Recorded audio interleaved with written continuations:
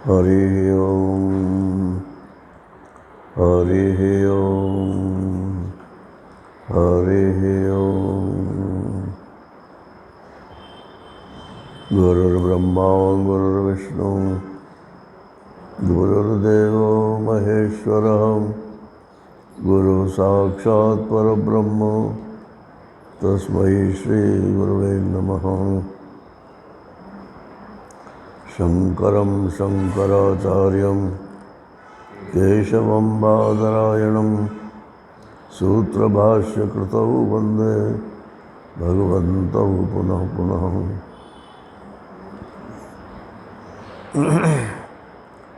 ईश्वरो गुरुरात्मेति मूर्तिभेदविभागिने व्योमवद्व्याप्तदेहाय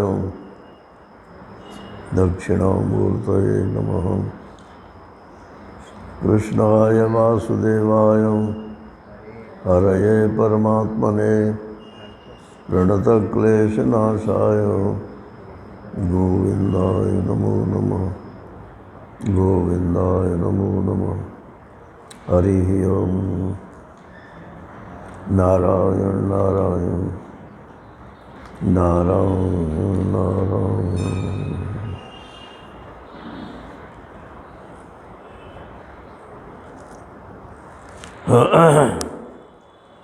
वैतथ्य मांडूक्योपनिषद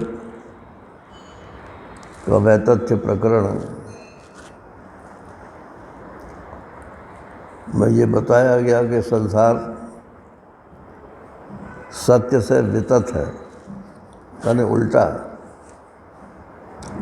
अब सत्य का उल्टा तो नारायण मिथ्या ही होता है, मगर मिथ्या कहने में जरा धक्का लगता है लोगों को।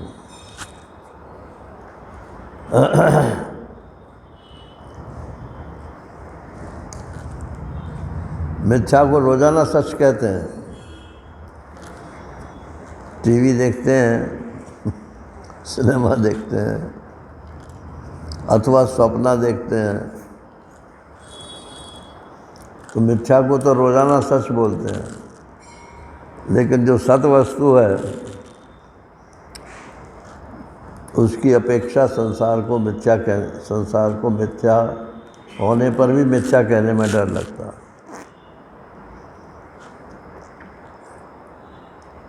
अब बुद्धि की बनावट है नारायण जिसकी जैसी है, इसी से पता चलता है कि सामने वाला अधिकारी किस टाइप का है। जिसको धक्का लगता है वो वेदांत का भी पूरा अधिकारी नहीं है।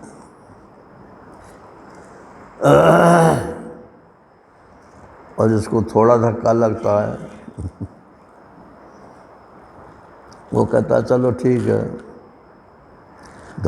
मिथ्या तो है लेकिन व्यवहारी भी तो है। व्यवहार तो सारा मिथ्या से ही हो रहा है।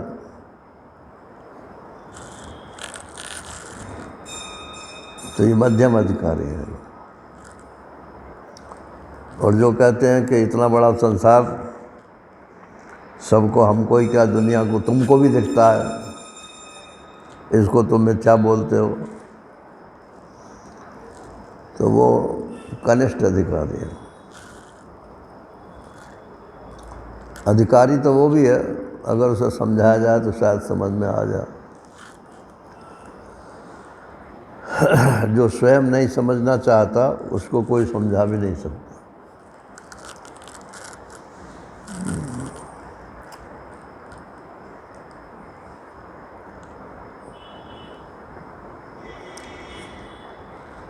अब इस प्रकरण का उपसंहार कर रहे हैं। उपसंहार में दो बातें हैं। एक तो जो निष्कर्ष है, नतीजा है अब तक का, वो यही है कि जो दिख रहा है वो है नहीं, और जिसको दिख रहा है वही है।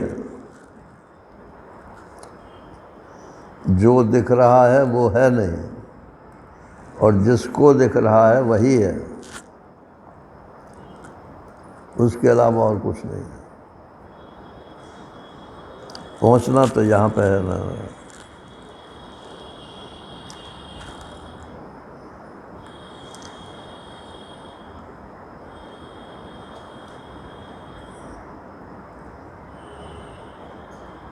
हम छोटे बच्चों को कहानी सुनाते थे, तो रामायण की कथा सुनाई।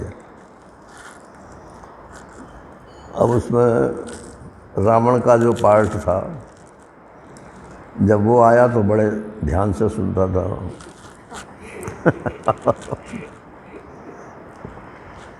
और राम की 50 बात बोलते थे तो बस चुपचाप सुनता था।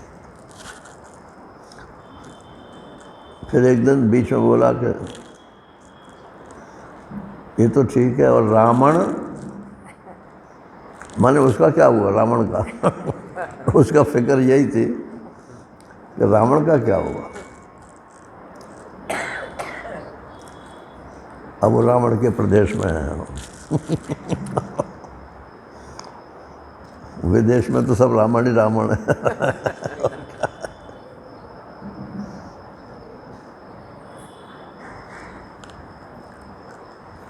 तो कहते हैं भाई कि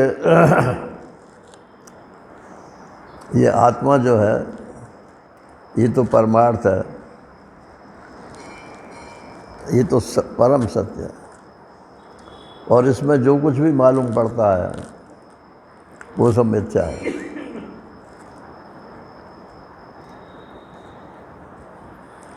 इसी को बहुत बढ़िया शब्दों में कह रहे हैं, न निरोधो न चोत्पत्ति, न बद्धो न च साधकः, न मुमुक्षुर्न वै मुक्तो, इत्येषा परमार्थता। परमार्थ माने परम सत्य, इतना ही है बस परम सत्य। कितना? न तो निरोध है, प्रलय है, और न संसार की उत्पत्ति है,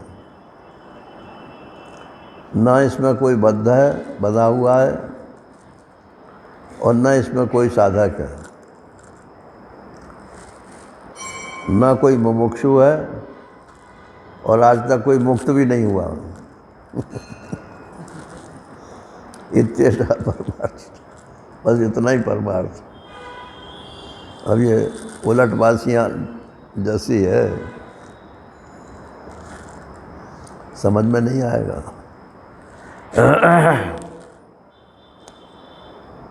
देखो कोशिश करते हैं समझ में आ जाता। पहले इस बात पर सोचिए कि अर्थ माने क्या है।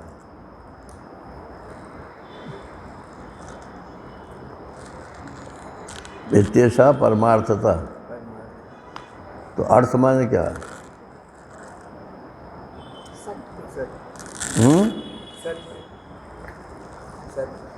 वस्तु, जिस शब्द से उसका अर्थ जाना जाए वो वस्तु।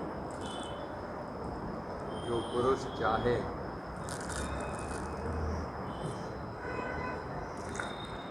जिसको पुरुष चाहे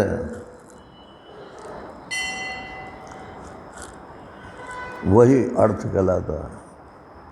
प्रार्थना, प्रार्थना में जो अर्थ है वही अर्थ है। हम चाहते क्या हैं? सुख चाहते हैं, दुख नहीं चाहते। तो दुख पुरुषार्थ नहीं है, अर्थ नहीं है।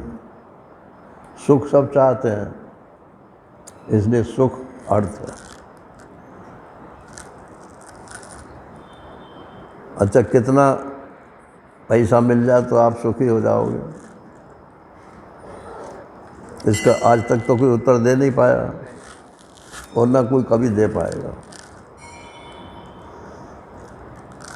और भी जितनी चीज़ें सुख प्रदान करने की हैं वो सब मिल जाए आपको, एक व्यक्ति को मिल जाए तब भी उसको सुखी नहीं कर सकते। या तो उसके भोगने की शक्ति खत्म हो जाएगी, और या तो समय ही खत्म हो जाएगा उसका भोगने का। ये भोगो, ये भोगो, ये भोगो, ये भोगो, और फिर भी भोग रह जाएंगे शेष। तो जिसकी हम अर्थना करते हैं, प्रार्थना करते हैं, चाहते हैं, उसको बोलते हैं अर्थ। और परमार्थ जो चाहने पर भी नहीं मिलता और मिला हुआ रहता है, निरपेक्ष। परम का मतलब निरपेक्ष, एब्सोल्यूट। एब्सोल्यूट हमारी चाहत का जो एब्सोल्यूट पदार्थ है वो परम अर्थ कहलाता है। जैसे धन रिलेटिव है, परिवार रिलेटिव है, और संपत्ति रिलेटेड है, और नाम, यश, ये सब रिलेटेड है,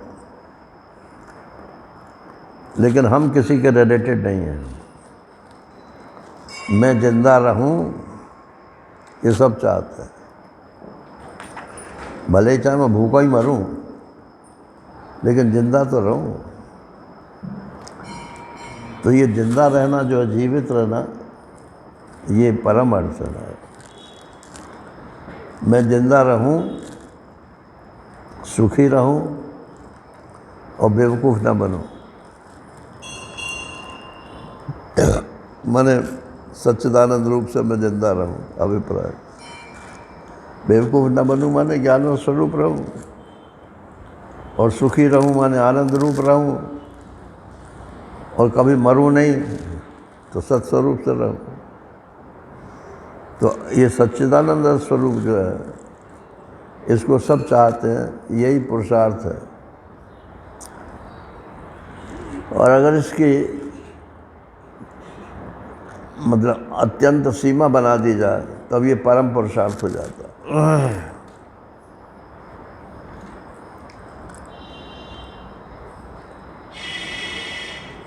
तो कहते हैं कि इत्येषा परमार्थता, बस परमार्थ इतना ही है कि क्या चीज़ है कि ये संसार परमार्थ नहीं है, ये अर्थ है। ये एक दिन लय होगा, मरेगा। एक दिन ये प्रकट हुआ है और एक दिन ये मरेगा। तो कहते हैं परमार्थ क्या है फिर? या तो ये मान लो कि भाई जो पैदा हुआ है वो मरेगा, जाता से ही ध्रुवो मृत्यु ध्रुवम जन्म मृतस्य च। भगवान ने कहा कि जो अपरिहार्य है, जिसको आप कुछ छेड़ ही नहीं सकते, उसे तो वैसे ही मान लो। जो पैदा हुआ है वो मरेगा, जो मरेगा वो पैदा भी जरूर होगा। या तो ये मान लो, और या ये मान लो कि कोई पैदा ही नहीं होता कुछ भी। ये जो सामने पैदा होता हुआ दिख रहा है, ये भ्रम है। न च उत्पत्ति, इसकी उत्पत्ति नहीं हुई कभी।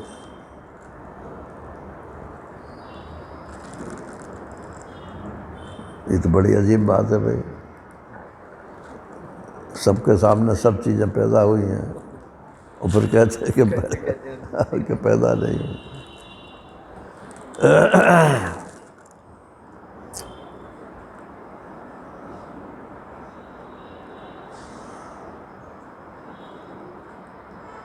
घड़ा पैदा हुआ है,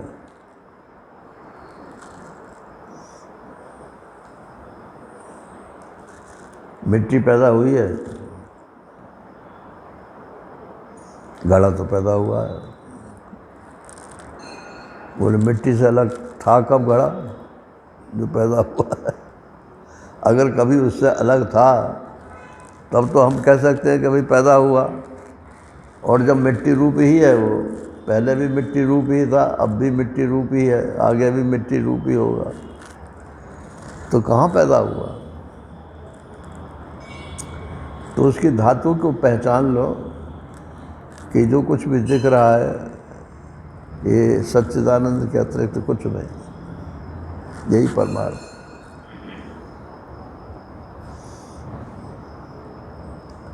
मगर इसमें फिर अपना तेरा ये सब, इसके लिए गुंजाइश नहीं रहेगी। सारी समस्या ये वैराग्य की है। ज्ञान तो बहुत आसान है, लेकिन उसकी धारणा इसलिए मुश्किल है कि उसके लिए वैराग्य चाहिए, उसके लिए मानस तैयार नहीं है। अरे जो आपको नहीं मानता उसे छोड़ो। धन संपत्ति कहती है कि मैं तुम्हारी हूँ, या ये जो जड़ वस्तु है ये क्या कहती है? हमने अपना सत्य मान रखा है उनके साथ। दोनों घर वाले तो कहते हैं कि तुम हमारे हो। घर वाले कब पैदा हुए? हमसे पहले कि हमारे बाद में? भगवान पहले ही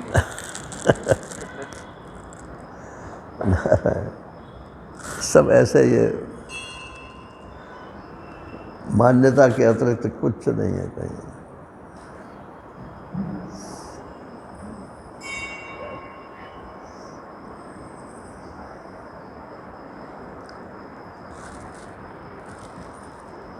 तो ये संसार न तो पैदा हुआ है और न ये कभी मरेगा। जो परमात्मा स्वरूप ही है वो जैसा का तैसा बना रहेगा। तो ये परमात्मा मिट्टी है क्या? मिट्टी का नाम परमात्मा है? अरे मिट्टी का नाम परमात्मा नहीं है। मिट्टी का कारण जो जल है उसका नाम परमात्मा नहीं है। जल का कारण जो अग्नि है उसका नाम परमात्मा नहीं है। जो सबका अंतिम कारण है उसका नाम परमात्मा है। ये तत्पदार्थ का शोधन करोगे तब सबके कारण में पहुंचोगे ना। बोले उसका कोई नाम रूप होगा? ईश्वर का कोई नाम रूप है क्या? बोले है भी और नहीं भी है। तर्क की दृष्टि से देखो तो नहीं है, और भाव की दृष्टि से देखो तो जो आप समझो सो है। तो तुलसीदास जी ने दोहा लिखा, ब्रह्म राम ते नाम बड़, वरदायक वरदान, और रामायण सतकोट में जिए महेश जिए जान। ब्रह्म राम ते नाम बड़, राम ब्रह्म जो है उनसे बढ़ कर के भगवान का नाम है। बोले सिद्ध करो इसे। तो ब्रह्म राम ते नाम बड़, वरदायक। वर तो दोनों देते हैं, भगवान भी देते हैं और नाम भी देता है। जो चाहो सो मिल जाता है। बोले रामायण सतकोट में 100 करोड़ रामायण थी। तो देवताओं ने कहा शंकर जी से कि आप भगवान के अनन्य हैं, तो आप ये बांट दो रामायण हम सबको। तो बोले आप कितने हो? कि 33 करोड़। तो 33 का भाग करो, 100 करोड़ में 33 का भाग करो तो 33 3 99। तो 99 करोड़ का तो उन्होंने बंटवारा कर दिया। सब लोग 3-3 ले जाओ। फिर भी 1 करोड़ बच गए। बोले अब इस 1 करोड़ का क्या करें? तो बोले 1 करोड़ में कितने लाख होते हैं? कि 100 लाख होते हैं। तो 33 को भाग करो इसमें। 33 3 99, 3-3 लाख रुपए, 3-3 लाख नाम और ले जाओ भैया। अब क्या बचा? 1 लाख बच गया। तो 1 लाख में कितने हज़ार होते हैं? 100,000। फिर 33 3 99 करो। अब कितने बच गए? 1,000 का में मतलब 900 नहीं 1000, उसमें फिर 33 का भाग करो तो फिर कितने बच गए? 100। अब बोले 100 तो बच गए, अभी तो और दो, तो बोले फिर 33,99 करो। तो अब कितने बचे? एक बचा। बोले यार मेरे लिए भी कुछ रहने दो। सब तुम्हारे ही नहीं हो जाएगा। तो वो 100 करोड़ भगवान के जो नाम थे उसमें से एक नाम शंकर भगवान ने अपने लिए रख लिया, वही राम नाम है। ब्रह्म राम ते नाम बड़ वरदायक वरदान, रामायण सतकोट में जिय महेश लिए महेश जिय जान।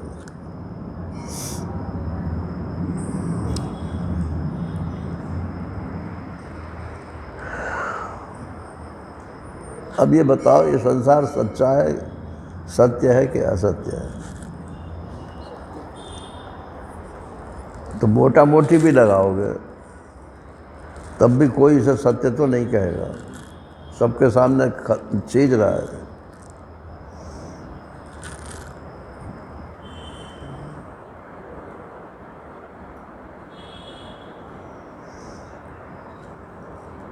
तो जो निरोध माने समाप्त होना, लय, प्रलय। तो प्रलय हो या उत्पत्ति हो, उसका कोई ना कोई आधार अधिष्ठान होगा। घड़ा बनाया जाएगा तो मिट्टी जरूर होगी, और घड़ा फोड़ा जाएगा तब भी मिट्टी होगी। तो उत्पत्ति और निरोध, प्रलय, दोनों के लिए एक अधिष्ठान चाहिए। तो अगर ये संसार सत्य है तब भी इसकी उत्पत्ति प्रलय नहीं हो सकती, और अगर ये मिथ्या है तब भी इसकी उत्पत्ति प्रलय नहीं हो सकती। इसके लिए कारिकाओं में है, सतो ही माया जन्म युज्यते न तो तत्वतः। अगर ये सत है तो सत्य तो उसको कहते हैं जो हमेशा से पहले से ही हो। तो जो पहले से ही है तो पहले दिखाई नहीं पड़ रहा था, अब दिखाई पड़ने लगा, बस यही तो उत्पत्ति है, और क्या। और मरेगा तो कैसे मरेगा? अब दिख रहा है, फिर दिखना बंद हो जाएगा। तो अगर ये संसार सत्य है तब भी उसका जन्म माया से ही हो सकता है, माने जादू से ही हो सकता है।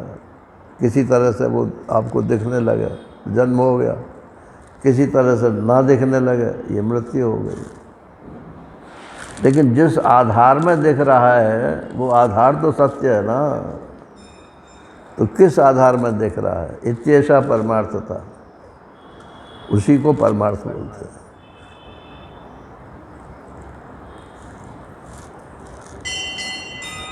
अगर संसार असत है तब भी उसकी उत्पत्ति और प्रलय नहीं हो सकती, और अगर संसार सत है तब भी उसकी उत्पत्ति और प्रलय नहीं हो सकती। असत तो बंध्यापुत्र होता है, ये अद्वैत प्रकरण की कारिका है। असत जो है ये तो बंध्यापुत्र की तरह से होता है। बंध्यापुत्र माने जिस स्त्री का संतान नहीं हो उसको बंध्या बोलते हैं। तो बंध्यापुत्र कैसे हो गया फिर? तो बोले मिसनोबर है नहीं, नाम पड़ गया उसका।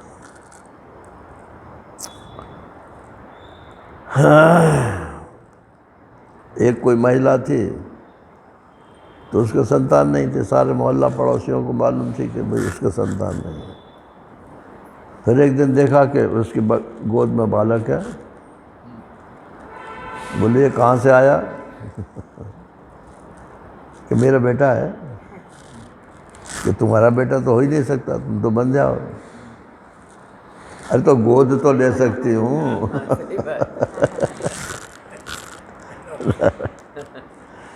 तो जो अपना न हो और गोद ले करके अपना मान लिया जाए, वही बंध्या पुत्र है।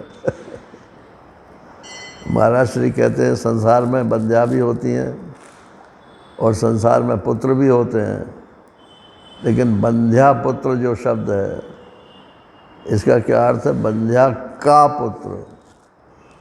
इसमें मिथ्या क्या चीज़ है?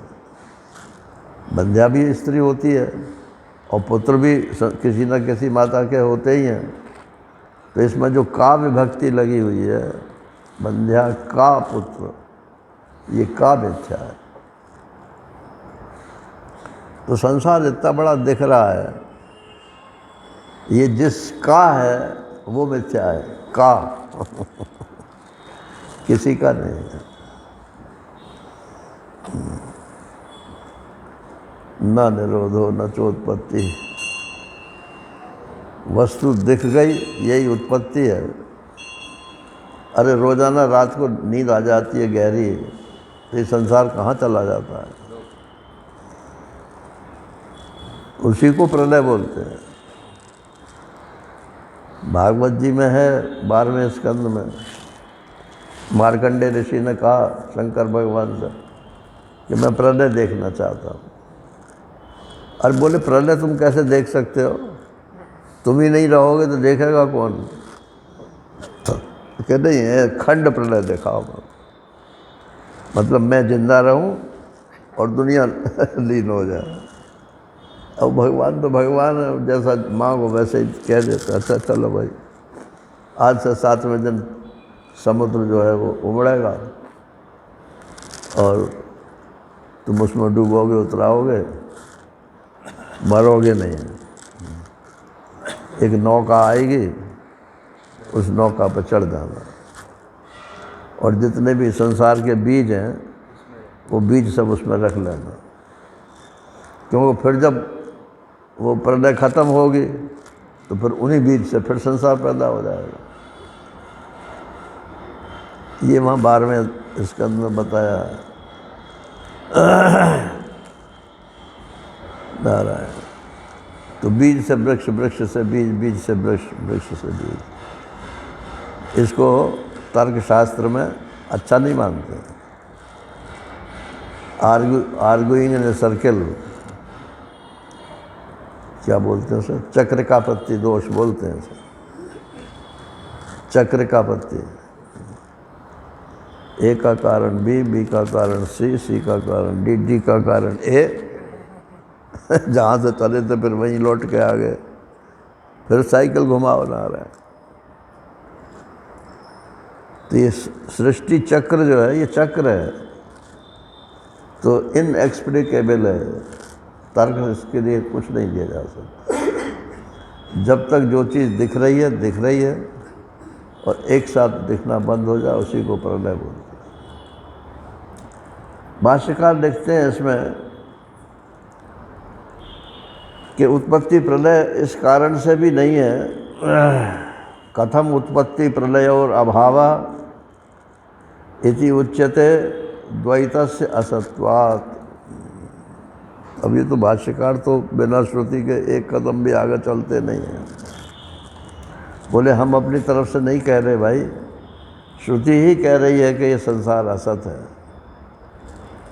तो जब असत है तो असत तो पैदा ही नहीं हुआ, और जो पैदा नहीं हुआ वो मरेगा भी नहीं, तो उसकी निरोध और उत्पत्ति का क्या प्रसंग है? बोले कहाँ कहा है श्रुति ने? तो मेरी सारी श्रुति दे दी उन्होंने। यत्र ही द्वैतमेव भवति, इतना ही लिया है बृहदारण्यक उपनिषद का। यत्र ही द्वैतमेव भवति तद इतर इतरम पश्यति। जहाँ द्वैत जैसा होता है वहाँ कोई किसी को देखता है, जहाँ द्वैत जैसा होता है वहाँ कोई किसी को सूंघता है, पढ़ता है, देखता है, जानता है। यत्र आत्मैवा भूत विजानता, और जहाँ पर सब आत्मा ही हो गया है, तत्र केन कम पश्येत, फिर कौन किसको देखेगा? ये मैत्रेयी को याज्ञवल्क्य जी समझा रहे हैं, मैत्रेयी के प्रसंग में। दूसरी श्रुति देते हैं कठोपनिषद की, यह एह नानेव पश्यति, यहाँ जो नानात्व देखता है संसार में वो मृत्यु को प्राप्त होता है, माने बार बार पुनर्जन्म को प्राप्त होता है जो यहाँ नानात्व देखते हैं। क्यों भाई? अरे बोले ये देखो गीता भवन है, ये इंदौर है, ये फलाना है, ये ढमका है। जब तुम ये सब देखते हुए और सबको सच्चा मानते हुए शरीर छोड़ोगे नारायण, तो कहाँ जाके पैदा होगे बताओ? वैसे इंदौर में नहीं पैदा होगे, ये बात मैं बता दूँ। जहाँ आपकी पारिवारिक आसक्ति है वहीं पैदा होगे। इंदौर में किसी की आसक्ति नहीं है, अपने घर परिवार में आसक्ति होती है।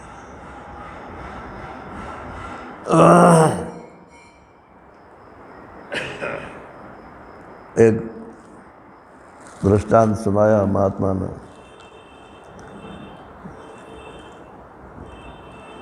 बोले कोई बनिया था, बनिया माने बनिए की दुकान करता। वैसे भजन पूजन तो नहीं करता था, दान पुण्य बहुत करता था। तो नारद जी के मन में आई कि भाई इसको कुछ समझाना चाहिए। तो नारद जी पहुंच गए उसके पास। अब ये कथा है, कोई सच्ची कहानी नहीं है। प्रणाम किया उसने, क्या सेवा करूं? अरे भाई सेवा नहीं, हम तो तुम्हें एक बात बताने आए। अब तुम थोड़ा थोड़ा बुढ़े हो रहे हो तो आगे की भी सोचो, भगवान का नाम लिया करो। बोले महाराज आप को तो कुछ काम है नहीं तो आप नाम लो तो हमें क्या आपत्ति है? और हमारे तो पीछे 10 झगड़े लगे हुए हैं और अभी तो हमारे संतान ही पैदा नहीं हुई है। इतने बड़े संपत्ति का मालिक कौन होगा? बोले अच्छा जब संतान हो जाते तो उसके बाद भजन कर लेना। अब संपत्ति भी वो ना संतान भी पैदा हो गई और नारद जी फिर आ गए बोले अब तो तुम्हारा संतान पैदा हो गई, अब तो भजन करो। बोले भजन करो? अरे घर में जब ही तो खेलने के दिन आए बच्चे के और तभी हम भजन करने निकल जाए तो उस बच्चे के घर में आने का फ़ायदा क्या हुआ? नारायण। तो बोले फिर कब करोगे? कि जब ये बड़ा हो जाएगा तब तो ठीक। जब वो बड़ा हो गया फिर आ गए नारद जी। बोले अभी ब्याह हो जान दो इसका, दुकान पे बैठेगा। ब्याह हो गया फिर आ गए। नारद जी को तो और कुछ काम है नहीं तो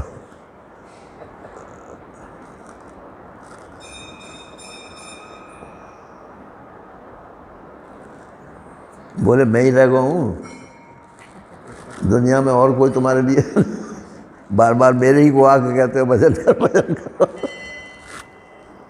वो बना हो भजन। बोले मत कर, मैं तो तुझे बताया जा रहा हूँ, मरेगा तो सही तू, और मरेगा तो बकरा बनेगा तू।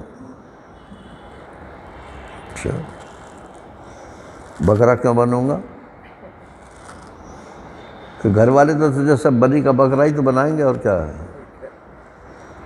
कोई किसी देखो क्षमा करना सच्ची बात है ये, जरा होती तो कड़वी है।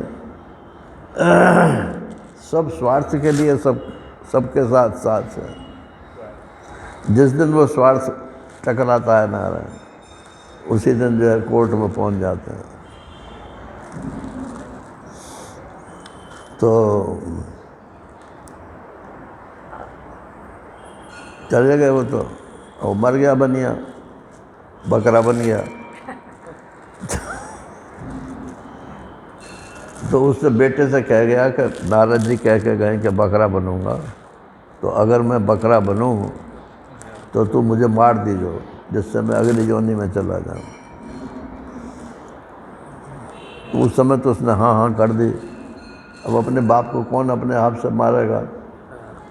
अब वो तो बकरा बनी गया था नारायण, तो आके उसी बनिए की दुकान में वो तो समझता था ये मेरी दुकान है। मुंह मारने लगा। अब उसे क्या थोड़ी पहचान थी कि ये कौन सा बकरा है, तो बेटा ने उठाया डंडा और मारा उसको।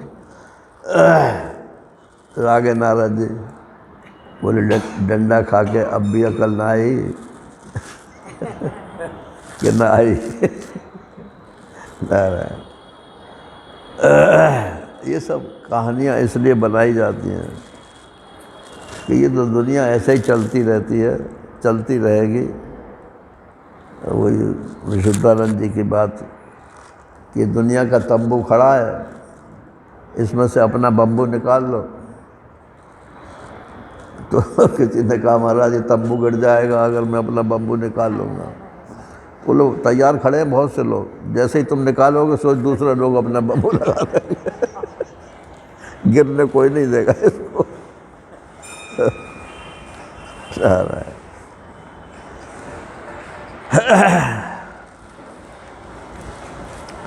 ना निरोध हो ना चोत्पत्ति। तो ये इस ना का अन्वय जो है सबके साथ करना चाहिए। निरोध का जो अधिष्ठान है, निरोध के अधिष्ठान में निरोध नहीं है, उत्पत्ति के अधिष्ठान में उत्पत्ति नहीं है, ऐसे इसका अर्थ लगेगा। इत्येषा परमार्थता, वो अधिष्ठान जो है वो परमार्थ है जिसमें दुनिया कभी प्रकट होती है और कभी प्रकट नहीं होती है।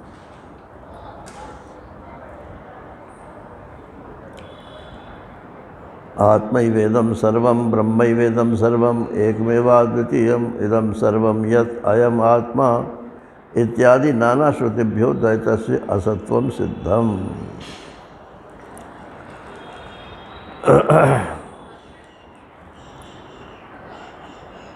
तो निरोध भी नहीं है और उत्पत्ति भी नहीं है, तो पूरे संसार की बात हो गई। अब इसमें व्यक्ति की बात सुनो। न बद्धो न च साधका, ये इतने लोग आप सुन रहे हो। अब क्यों सुन रहे हो तो आप जानते होगे। अच्छा काम है इसलिए भी सुनते हैं, और हो सकता है थोड़ा थोड़ा वैराग्य हो उसके लिए भी सुनते हैं, और नहीं तो भगवान का भजन तो होता ही है इतने टाइम, इसलिए सुनते हैं। कहीं ना कहीं आदमी को अपने बंधन का ख्याल रहता है। घर जाते हैं तो घर में ये नहीं है, ये नहीं है, ये नहीं है। अरे वो तुमसे मैंने कहा था वो फलानी चीज़ लेते आना, ले आए? फिर वो मैं भूल गए। तुमने तो कह दिया भूल गए। यहाँ तो सब्जी रोटी बनी रखी है, कैसे खाएं? अब युद्ध शुरू हो गया ना। कोई परम सुखी नहीं है, लेकिन उस दुख में भी हम सुख ही मानते हैं। तो फिर जब ये होता है कि अरे ये झगड़ा की बात हो गई, दुख होता है, हे भगवान इस दुख से कब छूटूं? यहीं से बंधन की प्रारंभ होता है। मेरा ये बंधन कब कटेगा? पुनरपि जननम पुनरपि मरणम पुनरपि जननी जठरे शयनम एह संसारे खल दुस्तारे कृपया पारे पाहे मला। शंकराचार्य भगवान कहते हैं बार बार माता के गर्भ में लटकना पड़ता है, इससे तो कम से कम वैराग्य करो। उस गर्भ में क्या है सिवाय गलाजत के?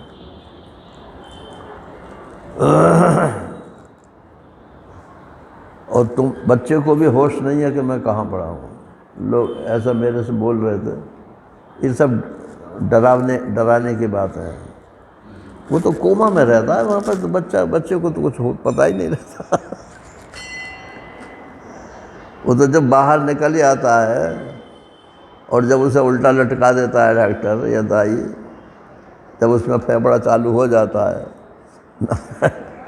तब उसका ब्रेन काम करता है। लेकिन अब तो दिखा दिया उन्होंने कि भीतर भी ब्रेन काम कर रहा है। तो जब भीतर भी ब्रेन काम कर रहा है तो वहाँ सुख दुख की अनुभूति वहाँ भी जरूर होती होगी। तो ये शास्त्र ऐसे ही झूठे थोड़े ही हैं।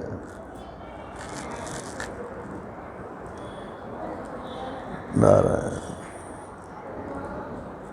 तो कहीं ऐसा ना हो कि फिर दोबारा किसी गर्भ में जाना पड़े, और मनुष्य के ही गर्भ में किसी में गए तो चलो ठीक है, और मनुष्य से नीचे की किसी योनि में चले गए तो आप वहाँ तो देख देख के ही डर लगता है ना।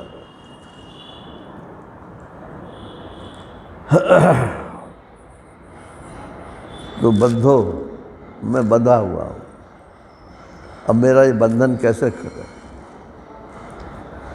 महात्मा के पास पहुँच गए। ये भी एक दृष्टांत है। एक महात्मा को एक व्यक्ति को घर से वैराग्य हुआ, तो महात्माओं के जहाँ आश्रम थे वहाँ चला गया। तो पहले नंबर की जो कुटिया थी उसी में पहुँचा। कैसे आए सेठ? बोले क्या आए भगवान,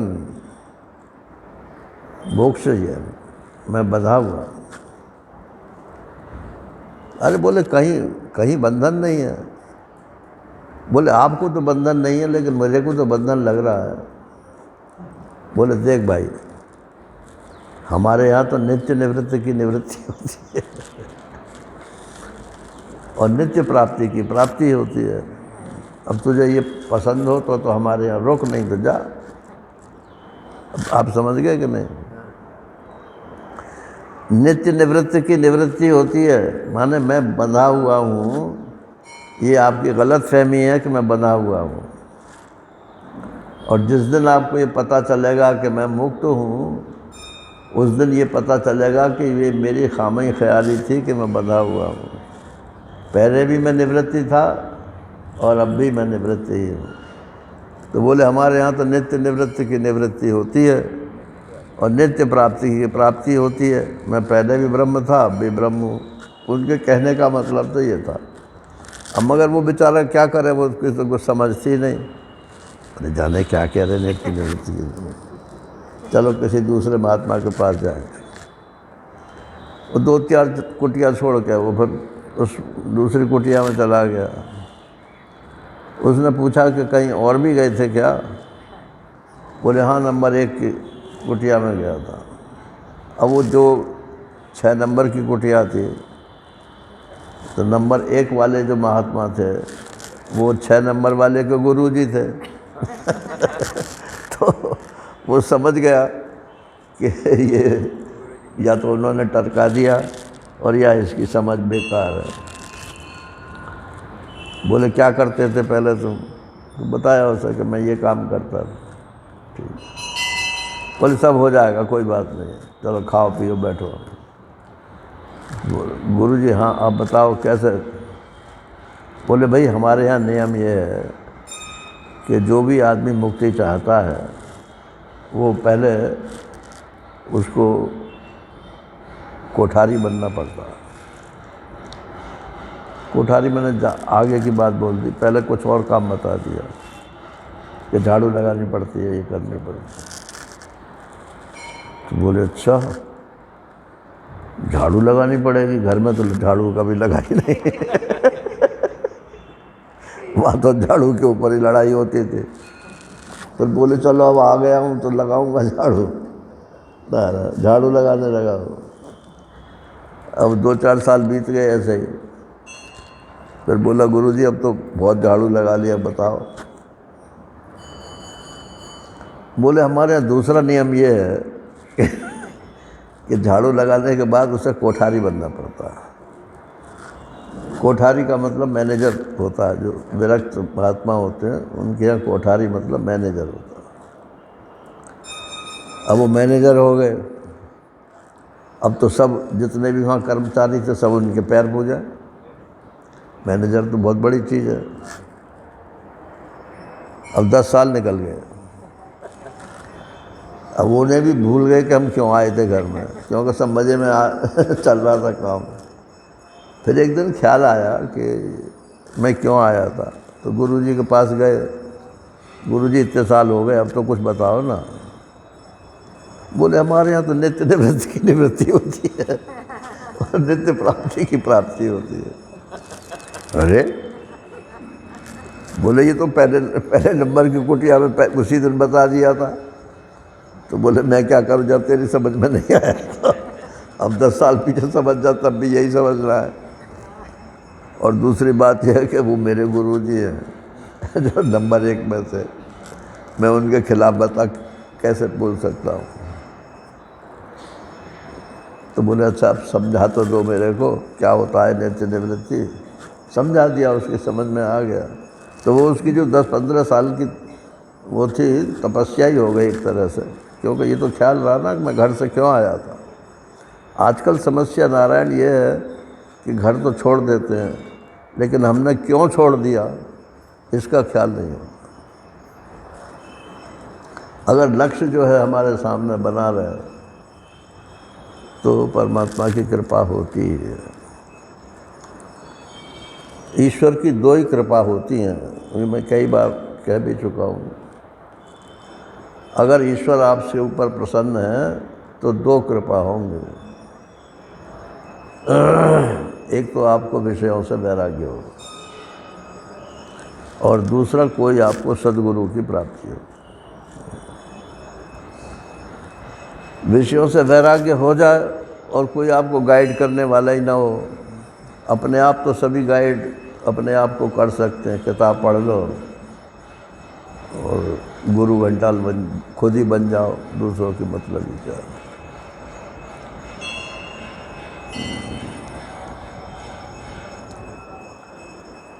तो न बद्धो न च साधका, ये बंधन तो शुरू हो गया, बड़ी अच्छी बात है, क्योंकि अगर किसी को बंधन का अनुभव नहीं होगा तो कभी मुक्ति का भी अनुभव नहीं होगा।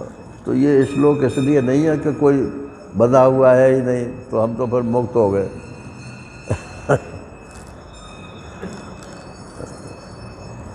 बंधन कहाँ है? अज्ञान से बंधन है, वासना से बंधन है, सकाम कर्म से बंधन है। जो बंधन के कारण हैं उनको तो हम समझते नहीं हैं, बस हम बंधन नहीं है, आत्मा तो बंधन से मुक्त है।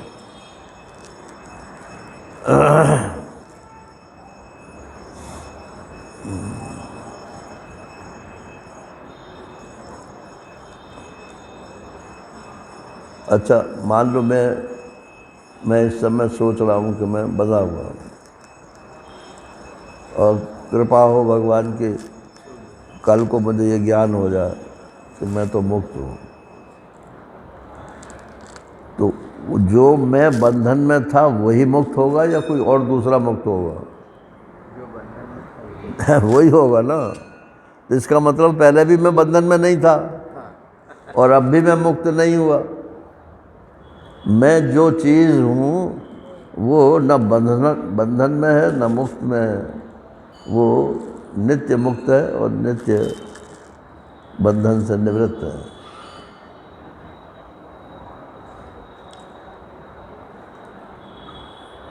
लेकिन पहले अपने बंधन को पहचानो, फिर उसके लिए जो साधन बताया है भगवान ने या शास्त्र में उसको करो। करने का निषेध नहीं है, लेकिन फाइनली करने का निषेध है। कर्म कोई पकड़ के बैठ गए, सारी ज़िंदगी उसी को करते रहे।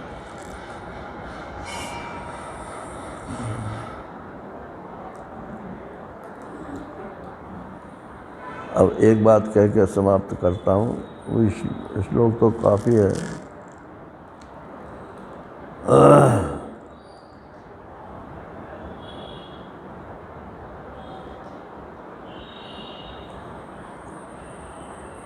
देखो भूल गया इतने में।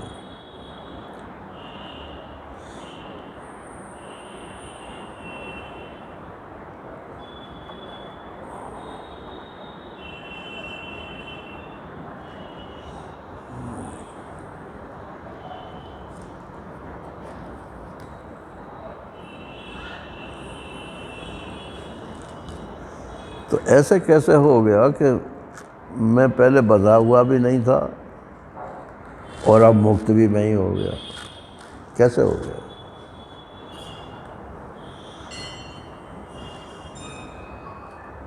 पहले से ही मुक्त।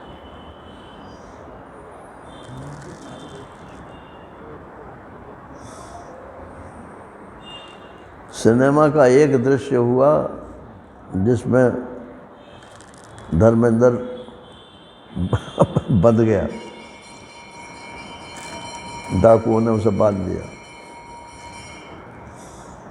फिर सिनेमा का दूसरा दृश्य आया, उसने वो मार काट बचाई धर्मेंद्र ने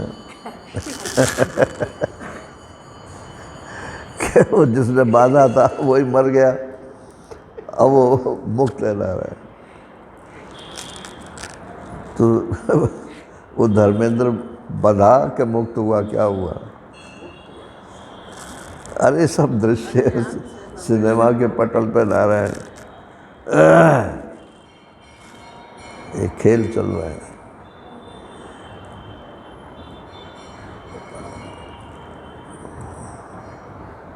भगवान की तरफ से देखो तो सब खेल चल रहा है, आपको कोई बंधन नहीं है। लेकिन ये वही देख सकता है जो इन सब से अपने को पहले अलग कर देगा। ये कल भी मैंने कहा था कि इसका मतलब इस श्लोक का ये नहीं है कि आप जहाँ हो वहीं रहते हुए आप कहो कि मैं तो न बंधा हुआ हूँ न मुक्त हूँ। एक स्वामी राम तीर्थ का भी है, वो बहुत ऐसे याद कर रखे हैं लोगों ने।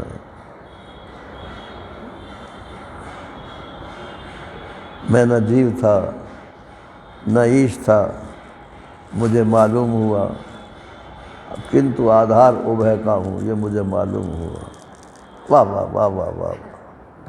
अरे तो वाह वाह करने से क्या होता है?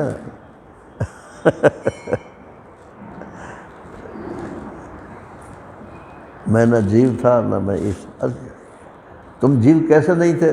तड़प रहे हो तुम, पत्नी के लिए तड़पते हो, पुत्र के लिए तड़पते हो, पैसे के लिए तड़पते हो, फिर कहते हो कि मैं नहीं हूँ। ये कैसे नहीं?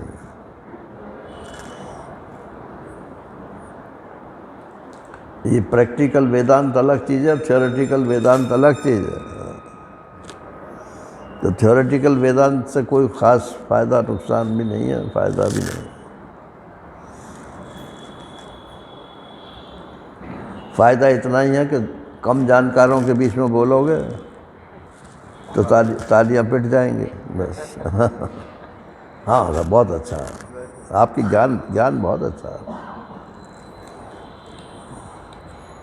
और अगर कोई वहाँ महात्मा बैठा होगा तो मन ही मन हंसेगा कि कहाँ से बोल रहा है। हरि ओम पूर्णमदः पूर्णमिदं पूर्णात् पूर्णमुदच्यते पूर्णस्य पूर्णमादाय पूर्णमेवावशिष्यते। ओम शांति शांति शांति। हरि ओम श्री गुरुभ्यो नमः। हरि ओम नारायण नारायण।